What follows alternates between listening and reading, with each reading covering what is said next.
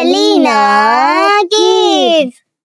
आज से कई साल पहले मैं और ऋषि एक ही गांव में रहा करते थे, लेकिन आज सुबह ही जब कई सालों के बाद ऋषि मुझसे मिला तो उसकी आंखों में एक कहानी छुपी थी। हम दोनों दोस्त कई सालों के बाद आपस में मिले थे। इतने में ऋषि मुझे अपनी बचपन की कहानी सुनाने लगा।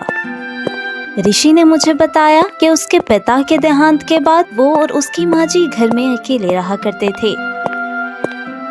हालात बहुत मुश्किल थे, दिन बहुत सख्त थे, मगर ये मुश्किलात उसके दिल में पढ़ने के जज्बे को खत्म न कर सकीं।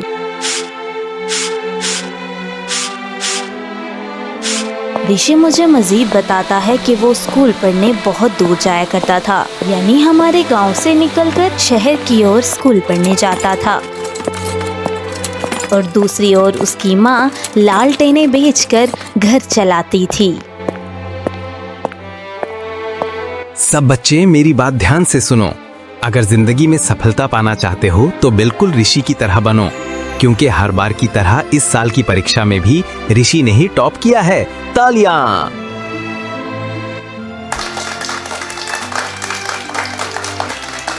ये लो ऋषि बेटा, तुम्हारी मेहनत का सिला। ये बताते हुए ऋषि की आंखों में फख्र था कि उसको पढ़ने का बहुत शौक था। अरे ऋषि, तुम हर साल ही कैसे फर्स्ट आ जाते हो? क्या करोगे इतना पढ़ लिख कर?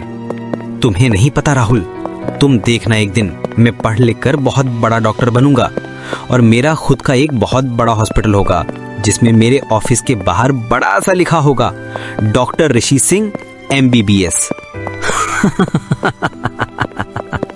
लगता है पढ़ पढ़ कर तुम्हारा दिमाग खराब हो गया है। पता भी है डॉक्टर बनने के लिए कितने पैसे चाहिए होते हैं, और तुम्हारी बेचारी माँ जी क्या लालटेन बेच बेच कर इतने पैसे जमा कर लेंगी।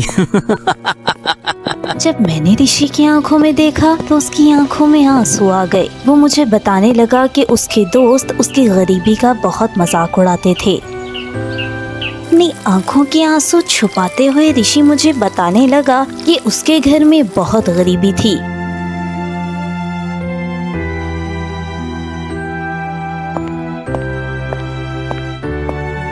मेरे प्यारे ऋषि, इतनी मेहनत करते हो, अब किताब छोड़ो और थोड़ा सा खाना खा लो। जी माँ जी, आप भी खाइए। बेटा, माँ की भूख तो अपने बच्चे को खाता देखकर ही मिट जाती है। तू खा बेटा, तू खा। माँ जी, एक बात तो बताइए, क्या मैं डॉक्टर नहीं बन सकता? बेटा, पूरे गांव में सिर्फ हमारा ही घर ऐसा है जहाँ बिजली नहीं है, खाने को भी मुश्किल से एक वक्त का ही मिलता है। अब तो मैं लालटेन भी नहीं बना पाती क्योंकि कोई खरीदता ही नहीं है। बेटा, इन हालात में तू इतनी महंगी पढ़ाई भला कैसे पढ़ेगा? तू ये 8 जमातें पढ़ ले, उसके बाद खेतों में जाकर हल चलाया करना ताकि घर का गुजर बसर हो सके, और ये डॉक्टर वगैरह बनने की बात दोबारा कभी मत करना। मैंने ऋषि की आंखों में झांक कर देखा तो उसकी आंखों में आंसू थे। अपने आंसू साफ करते हुए ऋषि मुझे बताने लगा कि उसकी माँ उसको हमेशा डॉक्टर बनने के ख्वाब देखने से रोकती रही। मैं खेती बाड़ी नहीं करना चाहता, मैं बहुत बड़ा डॉक्टर बनना चाहता हूँ। माँ जी को तो मेरे अव्वल आने पर भी कोई खुशी नहीं होती। मैं अकेले इतनी महंगी पढ़ाई कैसे करूँगा? अब तो मेरी गरीबी का भी मेरे सब दोस्त मजाक उड़ाते हैं। अगर मैं किसान बन गया तो मेरा सपना टूट जाएगा। मुझे कुछ भी करना पड़े मैं करूँगा, मगर मैं अगर कुछ बनूंगा तो सिर्फ डॉक्टर बनूंगा, और ये गरीबी मेरा कुछ भी नहीं बिगाड़ पाएगी। और मुझे आगे पढ़ने के लिए विदेश जाना पड़ेगा। मैं ये सब कुछ अकेले कैसे करूँगा?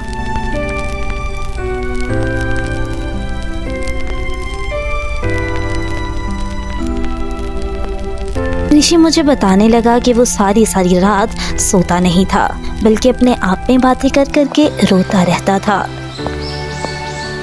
उसकी आंखों के नीचे के गहरे और काले हल्के आज भी उसके इस दर्द को साफ बताते हैं। ऋषि हर बार की तरह स्कूल जाने लगता है और मेहनत से पढ़ने लगता है। यूं ही वक्त गुजरता रहता है।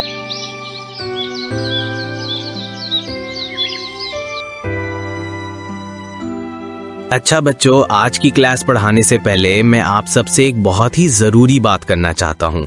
सब बच्चे ध्यान से सुने। बच्चों, सरकार हर साल एक परीक्षा लेती है।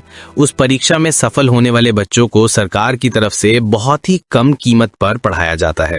जो बच्चे भी उस परीक्षा में हिस्सा लेना चाहते हैं और उनको लगता है कि वो उसमें सफल भी हो जाएंगे, वो अभी अपना नाम मुझे आके लिखवा दें। मगर एक और बात याद रहे, इस परीक्षा की तैयारी के लिए आपको भाग लेने वाले बच्चों को कुछ महंगी किताबें खरीदनी पड़ेंगी।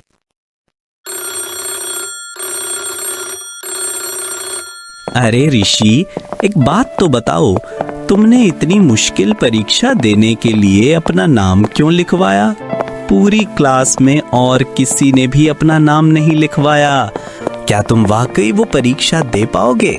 हाँ राहुल, मैं वो परीक्षा जरूर दूंगा ताकि मैं भी कम कीमत में बहुत अच्छा पढ़ सकूं। अच्छा, मगर तुम्हारी गरीब माँ जी वो थोड़े पैसे भी कहाँ से लाएंगी? तुम्हारे पास तो थोड़े पैसे भी नहीं हैं। लगता है तुम्हारी माँ जी की लालटेनें अब बिकने लगी हैं।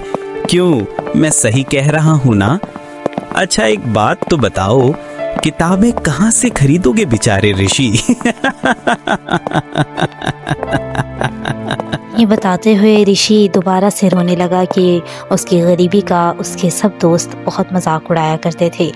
जब मैंने उससे पैसों का सवाल किया तो ऋषि बताने लगा कि पैसों का इंतजाम उसने अपने पिता की दी गई बहुत ही पुरानी घड़ी को बेच भाई, कर ये किया एक घड़ी था। है, कुछ पुरानी है मगर हालत इसकी बिल्कुल ठीक है। इसको मैं बेचना चाहता हूँ। ये घड़ी रख लीजिए और जो रकम इसकी बनती है वो मुझे दे दीजिए। और बाद में मिलने वाले पैसों से वो हमारे गांव से बहुत ही दूर किताब खरीदने के लिए शहर चला गया।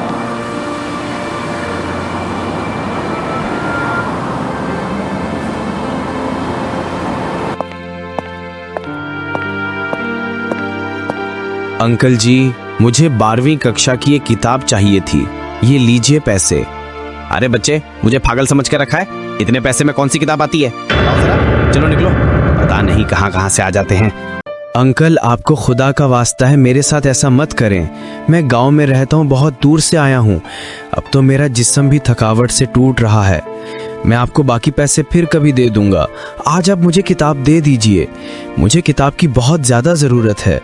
अरे लड़के, तू मुझे बताओ, इस पे मेरा क्या कसूर है? चलो हटो यहाँ से। वैसे भी अब दुकान बंद करने का समय है। पूरे पैसे हो तो कल आ जाना।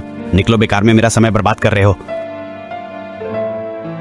भाई साहब, ये किताब चाहिए थी। इस किताब को पैक कर दो। जी भाई, अभी देता हूँ, अभी पैक कर देता हूँ भाई साहब। आपके हुए 500। अरे, ये इतना प्यारा सा लड़का यहाँ ऐसे क्यों खड़ा है? देखिए ना भाई साहब, इन गरीबों के पास पैसे तो होते नहीं हैं और चले आते हैं किताब खरीदने। अब जो किताब ये बच्चा मांग रहा है वो अच्छी खासी महंगी है और इसके पास सिर्फ 200 रुपए हैं। अब इनके चक्कर में हम अपनी दुकान तो बंद नहीं करवा सकते ना। ओए लड़के, तू अभी तक यहाँ पर ही खड़ा है? चल भाग यहाँ से, दोबारा मत दिखना। नहीं, बच्चा है, इसके साथ ऐसा मत करो। मेरी किताब और इस बच्चे की भी किताब के पैसे काट लो। जी भाई, अभी काट लेता हूँ।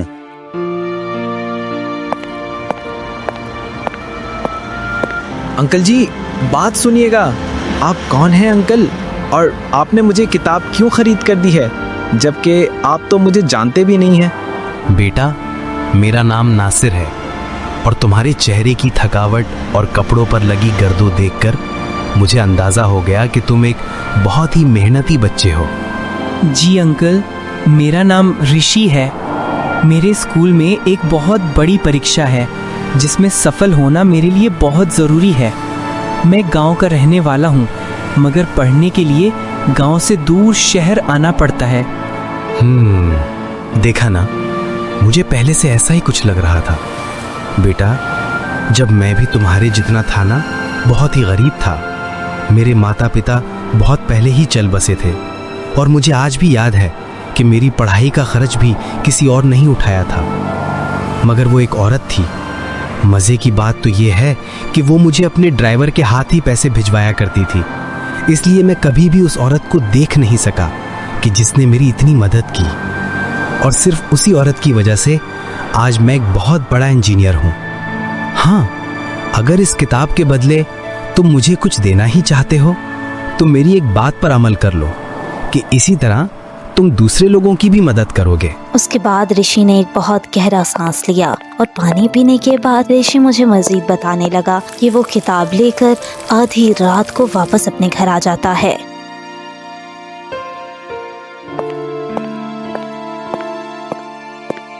बेटा, कुछ थोड़ा सा खा लो। और बेटा, ये इतनी मोटी किताब कहाँ से लाया है? माँ जी, मुझे तो खुद नहीं पता। वो बहुत ही अच्छे अंकल थे, पता नहीं कौन थे, मुझे किताब दिलवा कर चले गए। ऋषि, तू इस परीक्षा में सफलता लेने के बाद आगे पढ़ने के लिए पैसे कहाँ से लेगा, ये तो बता।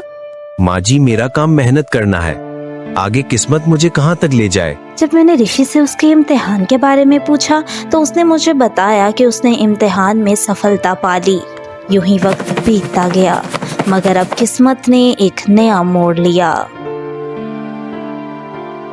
माँ जी, अच्छा मैं खेतों में जा रहा हूँ खेती बाड़ी करने के लिए और कोशिश करूँगा कि आज तुम्हारी खांसी की दवा भी लेते आऊँ। हाँ बेटा, इससे पहले कि ये खांसी मेरी जान ही ले ले, दवा लेते आना। उसने मुझे बताया कि मैं 20 साल का हो गया और मेरी माँ बहुत बूढ़ी और बीमार होने लगी और उसके बाद मैंने गुर्बत के आगे सर झुका के खेती बाड़ी करना शुरू कर दी। मालिक, हमारे आज के पैसे दे दीजिए। हाँ, वो मैंने तुम सबसे यही कहना था कि आज किसी को पैसे नहीं मिलेंगे, क्योंकि खेती तो हो नहीं रही, फसल उग नहीं रही, बारिश आ नहीं रही, तो तुम सबको कुछ दिन पैसों के लिए इंतजार करना होगा। हो सकता है कि हालात ठीक होने में 1 हफ्ता लग जाए। नहीं मालिक, आप गलत कह रहे हैं। अभी पिछले हफ्ते ही तो बारिश हुई थी और फसल भी बहुत अच्छी बनी है। मुझे नहीं लगता हमें कोई घाटा हो रहा है।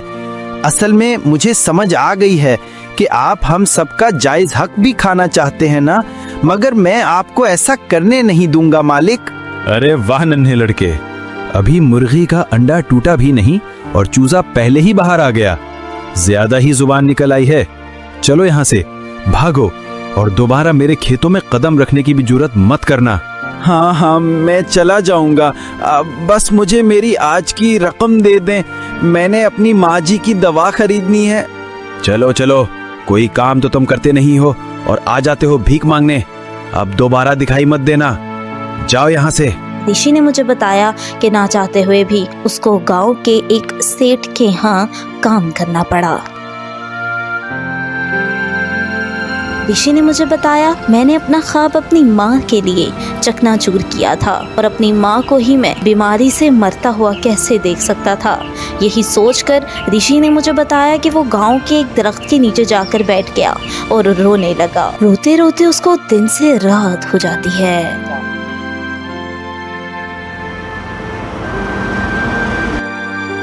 बेटा, मेरी थोड़ी मदद कर दोगे क्या? मैं इस गांव में पहली बार आया हूँ।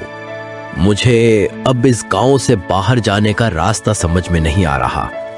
बेटा, मुझे रास्ता तो बता दो। जी अंकल, आप यहाँ से सीधा जाते जाएं, आगे एक मोड़ आएगा, इससे आगे जाकर आपको एक लंबी सड़क दिखेगी, वहां से ही आपको शहर दिखना शुरू हो जाएगा। बहुत शुक्रिया तुम्हारा बेटा। चलो ठीक है, अब मैं चलता हूँ। बेटा, एक बात तो बताओ, तुम रो रहे हो? तुम रो क्यों रहे हो? सब ठीक तो है ना? जी अंकल, वो दरअसल मेरा नाम ऋषि है और यहाँ पास ही में रहता हूँ, मगर सुबह से एक ही चीज घर जाने नहीं दे रही कि माँ की दवा कहाँ से लाऊंगा। घर जाऊंगा तो माँ दवा का पूछेंगी, उनका सामना नहीं कर सकता। अरे ऋषि, तो तुम ऋषि हो, वही वाले ऋषि ना जो कई सालों पहले मुझे बुक शॉप पर मिले थे? जी अंकल। आपका नाम नासिर अंकल है? मैंने आपको पहचाना ही नहीं, आप तो बहुत ही बूढ़े हो गए हैं। हाँ बेटा, मैं तो अब कुछ बूढ़ा हो गया हो और तुम भी तो काफी बड़े हो गए हो। अच्छा, तुम मुझे ये बताओ कि तुम्हारी परीक्षा का क्या बना? क्या तुम अब पढ़ते नहीं हो? जी अंकल, मैं परीक्षा में सफल हुआ और सरकार की तरफ से मुझे बहुत ही कम कीमत पर पढ़ाना था, मगर तभी मेरी माँ जी बीमार हो गईं और फिर घर में बिल्कुल भी पैसे नहीं होते थे। फिर मैंने अपने सपने के बारे में सोचना छोड़ दिया और खेती बाड़ी शुरू कर दी। अब मैं और मेरी माँ जी एक वक्त का खाना तो खा ही लेते हैं। ऋषि बेटा, ये तो बहुत ही बुरा हुआ। अच्छा मेरी बात मानो, तुम अपनी आगे की पढ़ाई छोड़ो नहीं। जो तुम्हारी थोड़ी सी फीस देने वाली है वो मैं दिया करूंगा और तुम जरूर डॉक्टर ही बनोगे।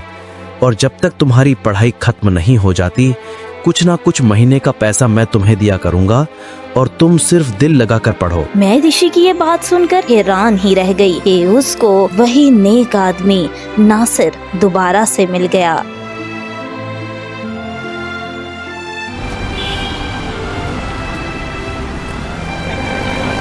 बेटा, क्यों मेरे इलाज के पीछे पड़े हुए हो? अब मेरी बहुत उम्र हो गई है। मुझे मालूम है कि मेरा ये कैंसर अब मेरी जान लेकर ही रहेगा। नासिर अंकल, अब ऐसी बातें बिल्कुल मत करें। मैं आज सिर्फ और सिर्फ आप ही की वजह से इस हॉस्पिटल में डॉक्टर बनकर खड़ा हूँ।